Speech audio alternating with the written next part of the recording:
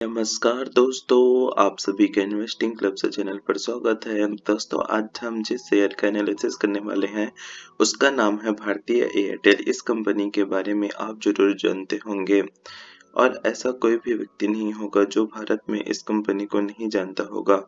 लेकिन क्या आप जानते हैं, यह कंपनी न केवल भारत में ही व्यापार करती है बल्कि इसके अलावा दूसरे देशों में भी व्यापार करती है। इसके मुख्यतः तौर पर यह अफ्रीका के कई देशों पर इसके सर्विस जो है वह आपको मिल जाएंगे। इसके अलावा भारतीय एयरटेल जो है वह इंटरनेट बैंक जो है उसके ऊपर भी कार्य कर रही है। जैसे आपने एयरटेल पेमेंट बैंक के बारे में सुना होगा। इसके अलावा जो सैटेलाइट से इंटरनेट प्रोवाइड करने का काम है, जिसमें वन वेब कंपनी का नाम मुख्यतः आता है। इलॉन मस्क की कंपनी के बाद उसमें भी इस कंपनी का 30% जो है वह हिस्सेदारी है। अगर आप देखेंगे तो इसका मैनेजमेंट जो है वह काफी ज्यादा अच्छा है। जब 2016-17 में जियो लॉन्च हुआ था, उसके बाद दूसरी सारी कंपनियां जो है वह सभी जो है वह बंद हो गई है, एक दूसरे के साथ मर्जर हो गई। लेकिन अगर आप इस कंपनी को देखेंगे तो यह कंपनी जो है वह जियो के साथ डायरेक्ट कंपटीशन जो है वह कर रही है। अगर इंडियन टेलीकॉम सेक्टर की बात करें तो अभी ही दो मुख्य प्लेयर हैं। एक तरफ है भारती एयरटेल और दूसरी तरफ है रिलायंस जियो। इसके अलावा दो कंपनियां और है जिसमें वोडाफोन आइडिया और बीएसएनएल है। वोडाफोन आइडिया की स्थिति तो आप सभी जानते ही होंगे और बीएसएनएल जो है उस पर सरकार जो है इतना पैसा खर्चा कर रही है कि मत पूछो। अब चलिए इसका चार्ट एनालिसिस जो है वह कर लेते हैं। दोस्तों, यह आपके सामने इस कंपनी का मंथली चार्ट जो है वह ओपन है। अगर मंथली चार्ट देखोगे तो यह शेयर ने 2008 से लेकर 2020 तक अपने निवेशकों को कोई रिटर्न जो है वह नहीं दिया है। यह शेयर जो है ऊपर में 480-90 और नीचे में जो है 240 के लेवल के बीच में ही ट्रेड करते रहा और इतने लंबे समय के बाद जो है फाइनली इसने अप्रैल 2021 में जो है वह ब्रेकआउट दिया है। दोस्तों, जब भी इस तरह का लंबा कंसंट्रेशन जो है वह दिखाई देता है, एक्यूमुलेशन फेज जो है जब आता है, तो उसके बाद जो ब्रेकआउट होता है उसमें शेयर जो है वह काफी ज्यादा अच्छा प्रदर्शन जो है वह करता है। अगर खास तौर पर मगर मंथली चार्ट में ऐसा एक्यूमुलेशन जो है वह दिखाई दे, स्ट्रॉन्ग पेयर जब इसमें एंट्री करते हैं उसके बाद शेयर जो है 3x 4x जो है वह हो जाता है।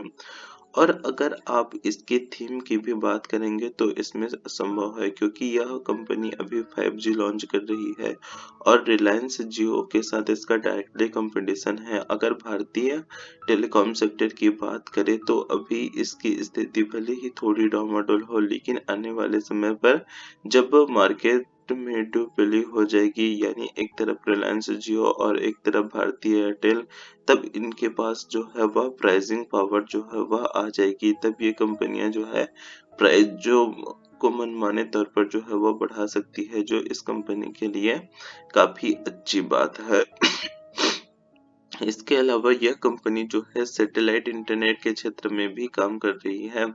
हालांकि वन वेब पर इसकी 30% हिस्सेदारी है और बाकी हिस्सेदारी जो है दूसरे बैंक और सॉफ्ट बैंक ने भी निवेश किया हुआ है, लेकिन 30% जो है एक बहुत बड़ी हिस्सेदारी जो है वह हो जाती है। अगर कंपनी इसमें सफल होती है तो ये भी कंपनी के लिए काफी अच्छी बात है। अब चलिए बात कर लेते हैं, हम जिस चार्ट को देखते हैं वह होता है वीकली चार्ट। तो वीकली चार्ट पर देखेंगे तो ब्रेकआउट आने के बाद यह शेयर जो है, ये वाला हिस्सा जो है इसका ब्रेकआउट है। चलो सबसे पहले इसके मंथली चार्ट पर जो है इसका सपोर्ट रेजिस्टेंस जो है वो बना लेते हैं। ये हो गया स्ट्रॉन्ग सपोर्ट, यानी ये मंथली चार्ट का ब्रेकआउट हुआ। उसके बाद 2020 में कोरोना के कारण गिरावट आई, उसके बाद फिर से इसने ब्रेकआउट दिया। अब इसका वीकली चार्ट जो है वह देख लेते हैं। वीकली चार्ट में देखेंगे तो ये एक बार जो है ब्रेकआउट हुआ, उसके बाद पुल बैक हुआ और उसने शेयर ने फिर नीचे की तरफ काटा और फिर अभी जो है शेयर में जो है वह तेजी तो है वह देखने को मिल रही है। दोस्तों, अगर इस शेयर की अगर आप बात करें तो इसमें जो है राउंडिंग बॉटम पैटर्न का फॉर्मेशन जो है वह बार बार होता है।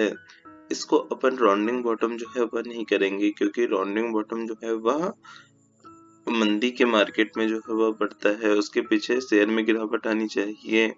लेकिन अगर आप देखेंगे तो यहाँ एक राउंडिंग बॉटम पैटर्न का फॉर्मेशन होता रहा है, यहाँ एक राउंडिंग बॉटम पैटर्न का फॉर्मेशन हो रहा है, यहाँ आप देखेंगे तो एक तरह से राउंडिंग बॉटम है, यहाँ भी राउंडिंग बॉटम है, यहाँ देखेंगे तो यहाँ भी राउंडिंग बॉटम है।